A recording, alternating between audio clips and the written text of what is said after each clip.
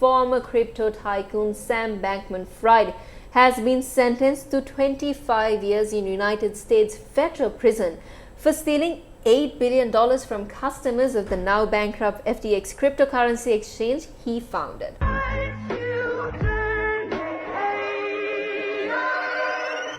A string of sexual assault allegations have been made against Sean Diddy Combs, one of the most successful musical moguls in the history of rap. Now, 4 women, including his longtime partner Cassandra Cassie Ventura, have filed lawsuits against the musician, accusing him of sexual and physical abuse. Now, Sean Combs, also known as P. Diddy and Puff Daddy, embroiled in a string of serious allegations in the recent months. Now, the 54-year-old's home in Los Angeles and Miami were raided by Homeland Security investigation agents on the 25th of March. The raids on the rapper's properties were part of an ongoing sex trafficking investigation by federal authorities in New York. According to foreign media, 3 women and a man were interviewed by federal officials in Manhattan in relation to the probe. Now, the investigation includes further allegations of sexual assault, solicitation, and distribution of illegal drugs and firearms. Combs has also recently faced several lawsuits accusing him of sexual misconduct and other wrongdoing. Now, in February, a music producer alleged Combs coerced him to solicit prostitutes and pressured him to engage in sexual intercourse with them. The rapper's former protege and girlfriend, R&B singer Cassie, also sued him in November, alleging that she was trafficked, raped, piled with drugs and beaten by Combs over a 10-year period.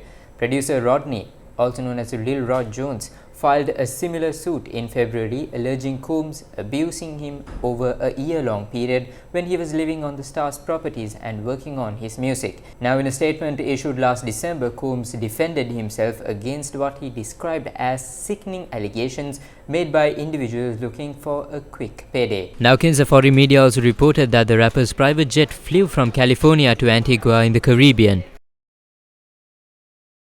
Now, Tinal, diverting the attention to some news that made headlines a couple of months ago in last year. Now, former crypto tycoon Sam Bankman-Fried has been sentenced to 25 years in United States federal prison for stealing $8 billion from customers of the now bankrupt FTX cryptocurrency exchange he founded. Now, Bankman's sentence was of 25 years, about half of what prosecutors had asked for, but still it puts him at the high end for sentence length and in prominent white-collar fraud cases. And also, Tinal, ahead of him is Bernard Madoff, who was sentenced to 150 years beyond bars for the $20 billion Ponzi scam he led. Now, Tinal, some tragic news from overseas. A bus has plunged off a bridge into a ravine in South Africa, killing 45 of the 46 passengers on board. The only survivor, an 8-year-old girl, was airlifted to the hospital with serious injuries after the crash. Authorities said that the driver lost control of the vehicle and crashed through the barriers on a bridge in a mountainous area of 300 kilometers north of Johannesburg. Now, the bus plunged 50 meters into a ravine before bursting into flames. The bus was on its way from neighboring Botswana to Moria, a town in northern Limpopo province that holds a popular Easter festival. Search operations were continuing at the site, but many bodies were burned beyond recognition and were still trapped inside the vehicle. Now, while South Africa has one of the African continent's most developed road networks, it also has one of the world's worst safety records.